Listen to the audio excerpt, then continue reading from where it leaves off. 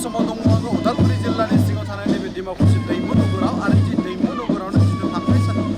थांनाय गु खालारनि जि सोलिबाय थानाय द'जिब्रैथि बर' थुनलाइ आफादनि जि बोसोरसालिया जुथुमा आरो बेयो दिनै थामथि सानाव दिनै आगान होफैबाय आरो दिनैनि जि गोथार हाबाफारि जि आफादनि बिथोना बिरहोनाय जिथु बिरहोगिरि बिथां जि मिरु बर' थुनलाइ आफादनि जि आफादगिरि जि डक्टर सुरत नार्जारि बिथांखौ दिनै मान होनानै दिनैनि सानाव जिथु गार्ड अफ अनार दिनै बेयाव जि बर' हारिनि जिथु माखासे लाइमोनफोरा दिनैनि सानाव जि NCC पेरेड जि गार्ड अफ अनार होनाय नुदों बे समाव आं केमेरामेननिफ्रायबो आङो मोनफ्रोमबो नुथायनि सायाव दिन्थिनो थाखाय खावलायदों जिथु बेयाव गोबां जिथु 300 आरो 400 बारा जि लाइमोनफोरा दिनैनि सानाव जि मिरु बर' थुनलाइ आफादनि जि आफादगिरि डक्टर सुरत नार्जारि आरो सुरत नार्जारि बिथांखौ दिनै मान होनानै दिनै बे समाव पेरेड खालामो आरो नैबे समाव आं केमेरामेन बिथां आरो फारि फारि मोनफ्रोमबो नुथायनि सायाव जोङो दिन्थिगासिनो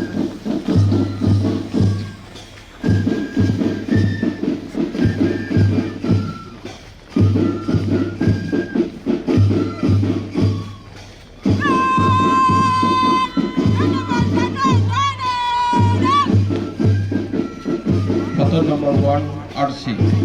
girls.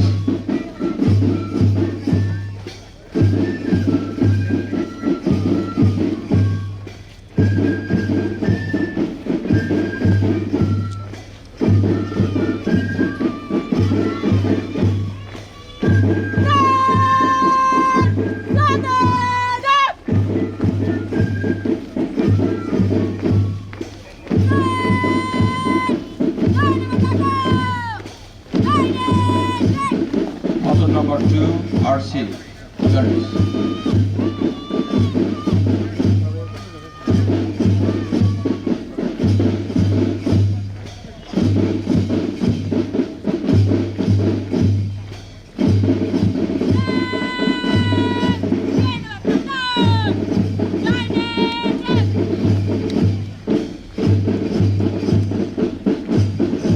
Photo number 3 RC girls.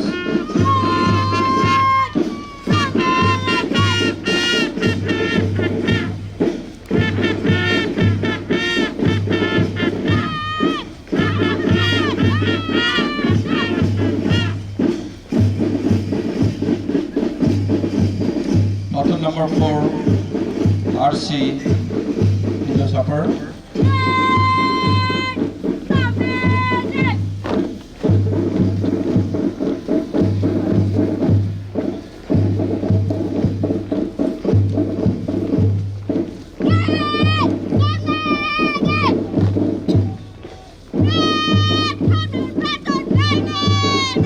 Photo number 5 Kasturba Gandhi Balika Vidyalaya, Maryland.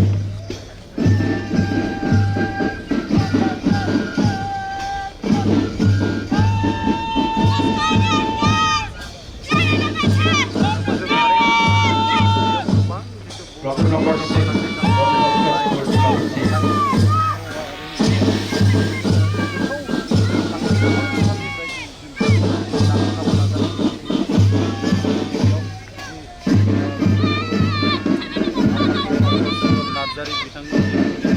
Photo number 7 NRDS Koirabari.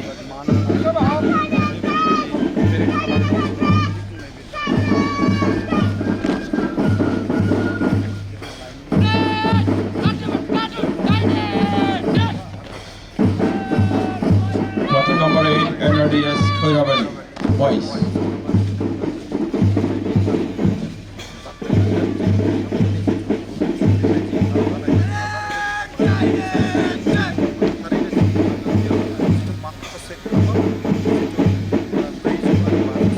Photo number 9 Don Bosco School, Rimati.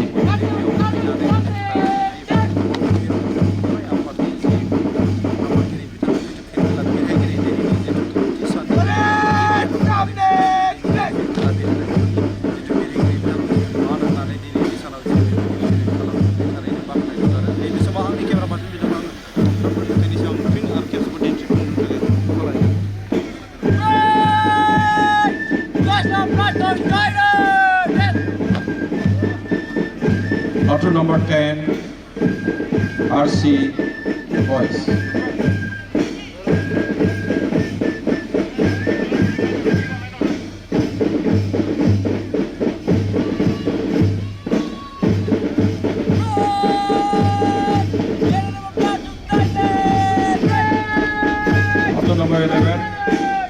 platoon number 11, RC boys.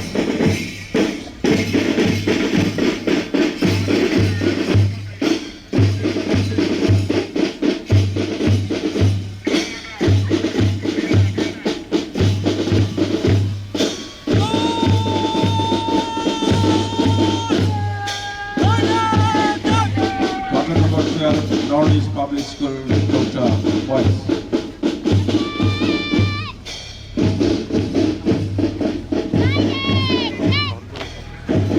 Platoon number 13, Northeast Public School, Bodosa, girls.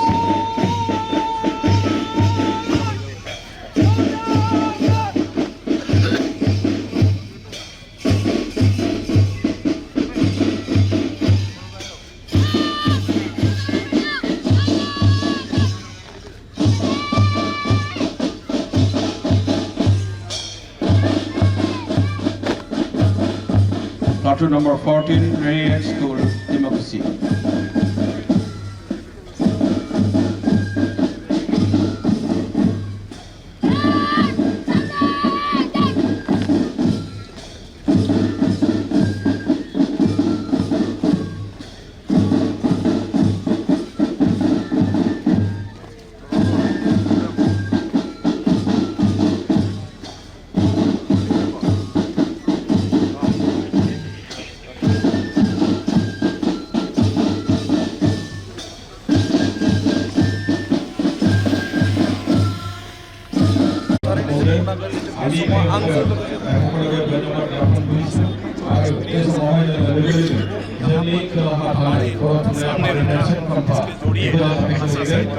আমার India আমার বড় হতে পারে symbol এটা England আমি এখানে student করেছি আমার ইয়ার পরিচয় তাতে আমি সকলকে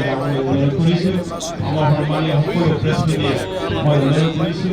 আমি জানি কারণে এই জায়গায় আমার বড় হতে পারে একটা খাবার ইংল্যান্ড এটা সাথে করা হয়েছে फारसे जिखिनि जोंनि हाबा मावनाय आरोबाव जोङो मोनसे आत्मबिश्वास आरो बे दावबायनायनि जे मोनसे खोन्दोआव 10 बोसोर बर' जिल्ला खुंबोबाय बे जुथुम्मानि गेजेरजों जेलानो हारिनि जिखिनि क्राइसिस फैदों जोंनि रावखौ लानानै जोंनि बिजोंखौ लानानै थुनलाइ आफादा गोग्गोमै गाबथाबोदों आरो जथेस्थ गियाननि दिनै जोङो बर' रावखौ बर' रावा दिनै आसामनि लोगो सरकारि राव बर' बिजोङा दिनै क्लास 12 खोब खम सानखोन्दोनि गेजेराव जारिमिननि जोङो नुयो बुहुमनि बै आंखालखौ जों माने मोनहैनो हाबाया बेयावनो जोबनानै थाङाखै आरो बेखायनो बेबायदि जुथुम्मानि गेजेरजों फैनाय 50 बोसोर 100 बोसोर थुनलाइ सोरजिनायनि बेलायाव थुनलाइखौ बर' रावाव थुनलाइखौ गुबुन रावाव ट्रान्सलेसन खालामनायनि गेजेरजों मुलुगा बर'खौ थुनलाइनि गेजेरजों मिथियो जोंनि बिजोंखौ जोङो दिनै क्लास 12 सिम थिसननो हाबाय जथेस्थ जेंना दङ दाबो जेंनाया जोबाखै बेखौ सुस्रांनांगोन आरो लोगोसे जोंनि जि राव जि गोथां हारिनि राव अन्थाइ मुगानि बर' हारिया बर' रावखौ गारबोआखै गुबुन गुबुन जारिमिननि जोङो जुजिनानै थाबोदों आरो बेनि गेजेराव जोङो जे बर' हारिया दिनै गोथाङै थांना दं होनना बुङोब्ला बर' हारि आइडेन्टिटि बर' रावा थांना थानायनि थाखायसो बेनिखायनो आं सानो जुथुम्मानि गेजेरजों आरोबाव जों मजबुतै रावनि थुनलाइनि जोङो मजबुत मोनसे साहस आरो मोनसे थुलुंगानाय बिथांमोना माखासे बाथ्राखौ डेलिगेटनि गेजेरजों बर' हारिनि माखासे जेंना सुस्रांनायनि जि थांखि बिथांमोना बेयाव सावरायनाय जागोन थारैनो बेयाव सावरायनाय जा गोबां जोंहा जेंना